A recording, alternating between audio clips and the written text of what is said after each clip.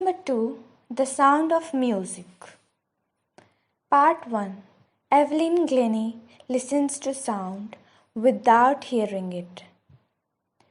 तो ये हमारा बिहेव का सेकेंड लेसन है, द साउंड ऑफ म्यूज़िक, जिसके 2 पार्ट्स हैं। पार्ट 1 में एक लड़की की कहानी है, जो एक टीनेजर है जो सुन नहीं पाती है और जो बहुत ही ज़्यादा सक्सेसफुल होती है लाइफ में। उसकी पूरी कहानी दी गई है कि कैसे वो बिना सुने इतना अच्छा बजाती थी और इतना उसने सक्सेस हासिल किया। So let's begin. Rush hour crowds jostle for position on the underground train platform. A slight girl, looking younger than 17 years, was nervous yet excited as she felt the vibrations of the approaching train. It was her first day at the prestigious Royal Academy of Music in London, and daunting enough for any teenager fresh from a Scottish farm. But this aspiring musician faced a bigger challenge than most. She was profoundly deaf.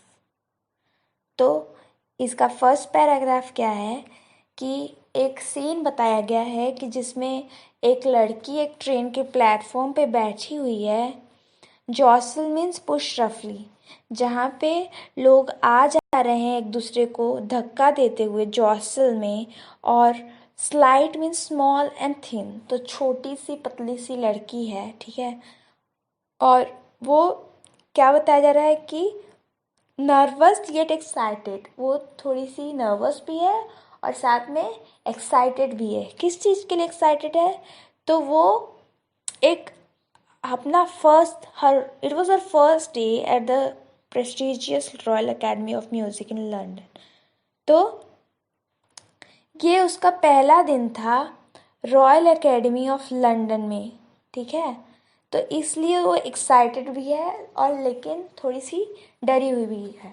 हम लोग normal school में जाते हैं तो इतना ज़्यादा मतलब कि थोड़ा डर होता है ना हमारे अंदर कि क्या होगा, लोग कैसे होंगे, वैसे ही वो भी डरी हुई है। लेकिन हम स्कूल जाते टाइम एक्साइटेड भी होते हैं ना कि कितना मज़ा आने वाला है, फाइनली नया स्कूल, नया दिन। हाँ, तो वैसे ही वो लड़की भी, ठीक है। Evelyn Glennie's loss of hearing. तो और लास्ट लाइन क्या है? But this aspiring musician faced a bigger challenge. तो ये तो उसके लिए डरने की बात है कि वो royal academy of music in London में जा रही है, बट उससे ये तो मतलब अभी ये छोटा चैलेंज है। बड़ा चैलेंज क्या था उसके लिए कि वो डीफ थी, बहरी थी, ठीक है। तो second paragraph, Evelyn Glennie's loss of hearing had been gradual. Her mother remembers noticing something was wrong when the 8-year-old Evelyn was waiting to play the piano. तो इसकी हियरिंग पावर ऐसे ही नहीं गई, बट वो ग्रेजुअल थी, धीरे धीरे उसकी हियरिंग पावर, सुनने की शक्ति गई है, ठीक है। उसकी मम्मी बताती है कि एक बार जब Evelyn when the 8-year-old Evelyn was waiting to play the piano, they called her name and she didn't move. I suddenly realized she hadn't heard. तो उसकी मम्मी बोलती कि जब वो 8 years की थी, 8 साल की थी और बैठी थी, इंतज़ार करती थी, मतलब ये बचपन से म्यूज़िक का शौक़ था इसको ना। तो 8 साल में पियानो बजाने के लिए स्टेज परफॉर्मेंस देने वाली थी वो, और इसका नाम बुलाया गया तो वो हिली ही नहीं। क्यों नहीं हिली? तो उसको सुनाई ही नहीं दिया, असली में सुनाई नहीं दिया था उसको उस टाइम पे।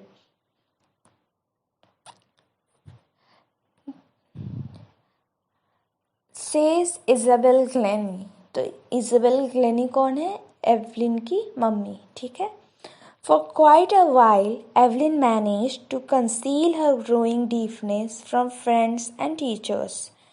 तो बहुत टाइम तक इसने अपनी बहरे होने की बात अपने टीचर्स और अपने दोस्तों से छुपाई रखी। लेकिन but by the time she was 11, her marks had deteriorated and her headmistress urged her parents to take her to a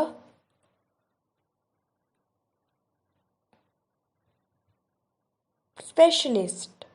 तो बहुत दिनों तक छुपाए रखी, लेकिन कब तक छुपाती ना, जब वो 11 ईयर्स की थी हुई तब उसके मार्क्स बहुत कम आने लगे। अच्छा बताओ, कोई सुन नहीं पाएगा तो पढ़ेगा कैसे, है ना।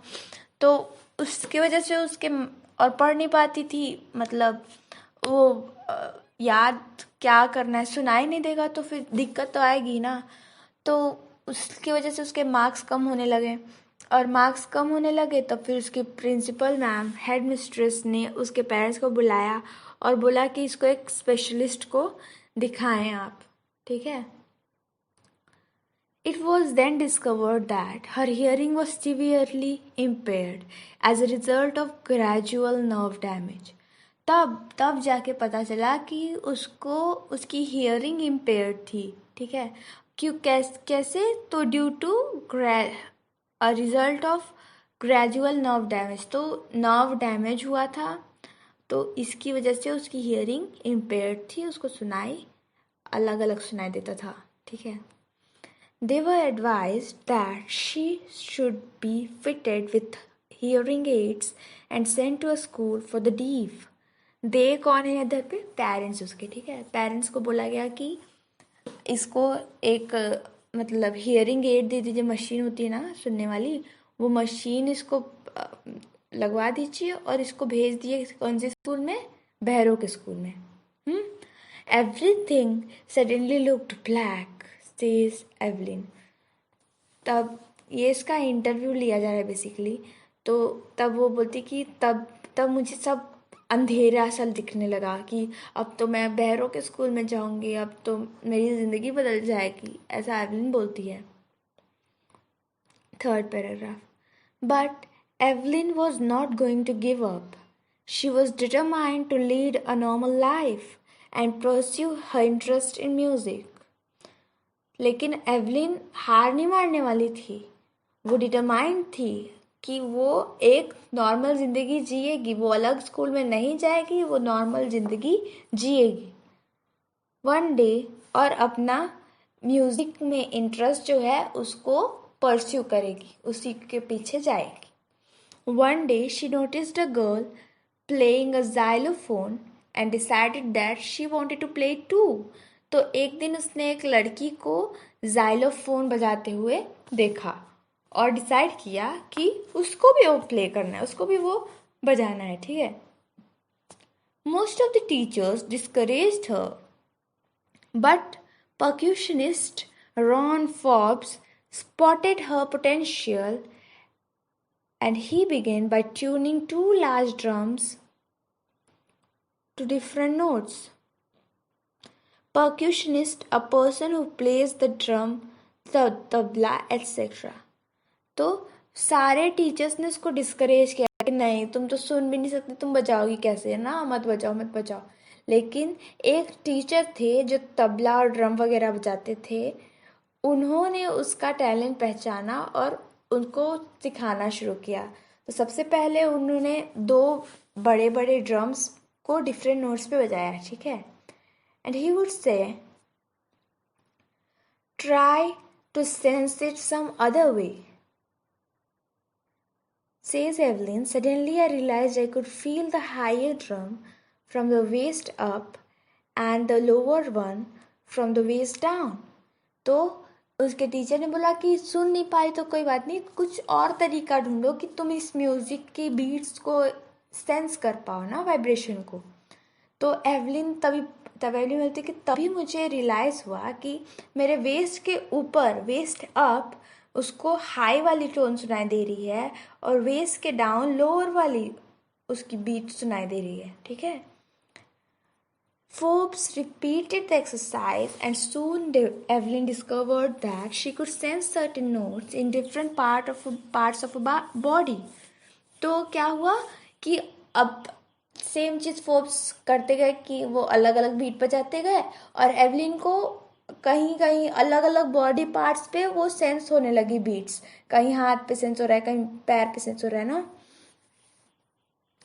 I had learned to open my mind and body to sounds and vibrations। तो एवलिन कहती है कि मैंने सीख लिया था, क्या सीख लिया था? अपने दिमाग और बॉडी को ओपन करना है, किसके लिए? साउंड्स और वाइब्रेशंस के लिए, ठीक है। The rest was sheer determination and hard work. तो बाकी कैसे सीखी? सिर्फ सेंस करने से थोड़ी आ जाता, उसका हार्ड वर्क और डिटर्मिनेशन भी था, जिसकी वजह से वो इंस्ट्रूमेंट बजाना सीखी। She never looked back from that point onwards. She toured the United Kingdom with a youth orchestra, and by the time she was 16, she had decided to make music her life. तो उसके बाद में उसने कभी पीछे मुड़ के नहीं देखा और वो आगे बढ़ती गई। उसने यूके में टूर किया, किसके साथ? एक यूथ ऑर्केस्ट्रा के साथ। और जब तक वो 16 ईयर्स की हुई तब तक उसने डिसाइड कर लिया था कि उसकी ज़िंदगी म्यूज़िक है, ठीक है। She auditioned for the Royal Academy of Music and scored one of the highest marks in the history of the academy। तो उसने रॉयल एकेडमी ऑफ म्यूज़िक में ऑडिशन दिया और इतना बहुत अच्छा स्कोर किया, highest in the history of the academy. She gradually moved from orchestral work to solo performances। तो ऑर्केस्ट्रा से हट के, ऑर्केस्ट्रा में क्या होता है, बहुत सारे म्यूजिशियन साथ में बजाते हैं ना, अब वो सोलो में आने लगी। ऑर्केस्ट्रा सोलो में क्या होता है, अकेले बजाते हैं ना। आगे, at the end of her 3-year course, she had captured most of the top awards। तो रॉयल एकेडमी ऑफ म्यूज़िक में 3 साल के कोर्स के दौरान उसने ज़्यादातर टॉप अवार्ड्स हासिल कर लिए थे, कैप्चर कर लिए थे। And for all this Evelyn won't accept any hint of heroic achievement. और इसके लिए वो कुछ बोलती कि मैं कोई हीरो वीरो नहीं हूँ, ऐसा कुछ नहीं है कि जादू हुआ था या ऐसा कुछ ना। If you work hard and know where you are going, you'll get there। तो एवलिन कहती है कि अगर तुम हार्ड वर्क करोगे, मेहनत करोगे और तुमको पता है कि तुम कहाँ जा रहे हो, किस दिशा में जा रहे हो और तुम्हारा फाइनल गोल क्या है, तो तुम वहाँ पहुँच जाओगे। And she got right at the top, the world's most sought after multi-percussionist with a mastery of some 1,000 instruments and hectic international schedule। और वो कहाँ पहुँच गई? सीधे टॉप पे। और मल्टी परकशन, अलग अलग चीज़ें बजाना, उसको थाउजेंड्स ऑफ इंस्ट्रूमेंट्स बजाना आता था और उसका हेक्टिक इंटरनेशनल शेड्यूल था, अलग अलग देशों में जाके वो सोलो परफॉर्मेंसेस देने लगी। It is a intriguing to watch Evelyn function so effortlessly without hearing। तो ये काफ़ी मतलब शॉकिंग सा है कि मतलब अनबिलीवेबल टाइप से है कि एवलिन बिना सुने इतना एफर्टलेसली फंक्शन कर पाती है ना। In our 2-hour discussion she never missed a word। Man with bushy beards। तो ये कौन बोल रहा है? ऑदर बोल रहा है ना कि हमारे, वो एवलिन से बात कर रहा था और वो 2 घंटे बात की उसने और 2 घंटे में एवलिन ने एक वर्ड मिस नहीं किया और वो सुन नहीं पा रही है। हाँ, Men with bushy beards give me trouble, she laughed। तो अब ये मजाक करी ऑदर के साथ कि बड़े बड़े दाढ़ी वाले आदमियों से मुझे थोड़ी सी है। And she laughed। It is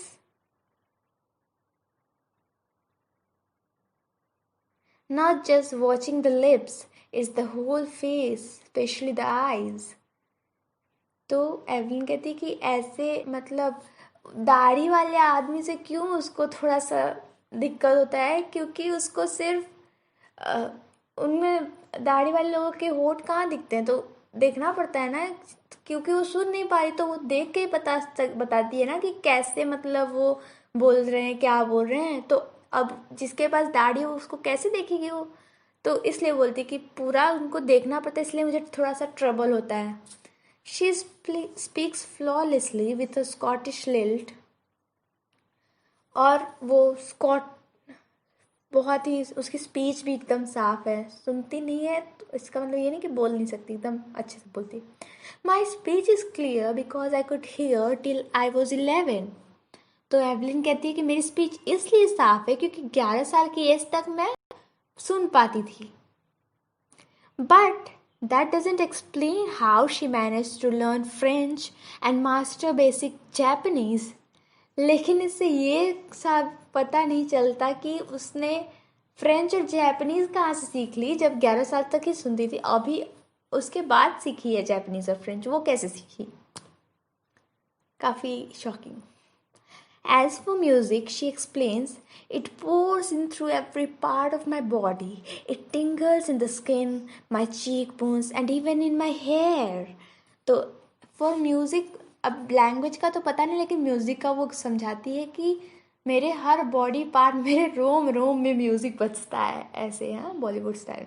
तो बोलती है कि हर स्किन में, हेयर में, चीक बोन्स में, हर जगह मेरे को म्यूज़िक फील होता है. When she plays the xylophone, she can sense the sound passing up the stick into her fingertips. तो वो सेंस कर पाती है, जब xylophone वो बजाती है तो वो उस साउंड को पास करते हुए सेंस कर पाती है. By leaning against the drums, she can feel the resonance flowing into her body. और ड्रम्स के पास झुक के वो रेजोनेंस फील कर पाती है, उनकी वाइब्रेशन फील कर पाती है. On a wooden platform, she removes her shoes so that the vibration passes through her bare feet and up her legs.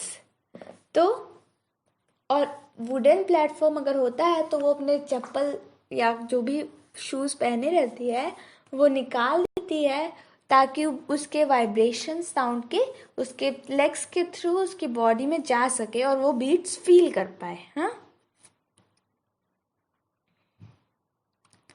Not surprisingly, Evelyn delights our audiences. In 1991, she was presented the Royal Philharmonic Society's prestigious Soloist of the Year award. Says Master, तो उसको 1991 में ये Royal Philharmonic Society's prestigious Soloist of the Year award मिला था. Says master percussionist James Blades, God may have taken her hearing, but he has given her back something extraordinary. What we hear, she can feel far more deeply than any of us. That is why she expresses music so beautifully. तो James blades कहते हैं, जो खुद एक परक्यूशनिस्ट हैं, जो बजाते हैं सारे इंस्ट्रूमेंट्स, कि हम लोग, भगवान जी ने भले उसकी सुनने की शक्ति ले ली हो, लेकिन उसको और भी कुछ उससे भी बढ़ा दिया है कि वो सेंस कर पाती है म्यूज़िक को. और यही कारण है, यही रीज़न है कि वो म्यूज़िक को इतनी सुंदरता के साथ एक्सप्रेस करती है. Evelyn confesses that she is something of a workaholic. तो एवलिन बताती है, मानती है इस बात को कि वो वर्कोहॉलिक है, मीन्स उसको काम करना अच्छा लगता है. I've just got to work, often harder than classical musicians, but the rewards are enormous. तो एवलिन कहती है कि मुझे काम करना है, कभी कभी तो क्लासिकल म्यूजिशियन से भी ज़्यादा हार्ड, और उसका लेकिन काम करने मेहनत का फल मीठा होता है ना, वही कह रही है. Apart from the regular concert, Evelyn also gives free concert in prisons and hospitals. She also gives high priority to classes for young musicians. उसके रेगुलर कॉन्सर्ट्स के अलावा एवलिन प्रिजन्स में, जेलों में और अस्पतालों में फ्री परफॉर्मेंस देती है ना. और उसकी प्रायोरिटी रहती है कि छोटे म्यूजिशियंस को सिखाएं, क्लासेस दें उनको. An Richelin of the Beethoven Fund for Deaf Children says she is a shining inspiration for deaf children. They see that there is nowhere that they cannot go. तो फिर एन रिचलिन कहती हैं कि ये एवलिन जो है वो बहरे बच्चों के लिए एक इंस्पिरेशन है। वो उनको सीख देती है कि ऐसा कुछ नहीं है जो वो लोग ना कर सकें। बहरा होना उनका कोई उनसे कुछ छीन नहीं लेता है। Evelyn Glennie has already accomplished more than most people twice her age. तो उसके दोगुने उम्र वाले लोगों ने भी उतना कुछ नहीं अचीव किया होगा जितना उसने इस एज में कर लिया है। She has brought percussion to the front of the orchestra and demonstrated that it can be very moving. उसने ऑर्केस्ट्रा में पर्क्यूशन को बड़ा औहदा पहुंचाया और बताया है लोगों को, करके दिखाया है कि ये बहुत ही ज़्यादा टची हो सकता है ना, very moving. She has given inspiration to those who are handicapped, people who look at her and say, if she can do it, I can. And not the least, she has given enormous pleasure to millions. तो इसने बहुत सारे handicapped की inspiration है ये, और लोग इसको देखते हैं और कहते हैं कि अगर ये कर सकती है तो मैं भी। And she has given enormous pleasures two million. तो अपने म्यूज़िक से उसने बहुत सारों को खुशी दी है। डेबोरा कॉवली ऑदर हैं ये, डेबोरा कॉवली, ठीक है।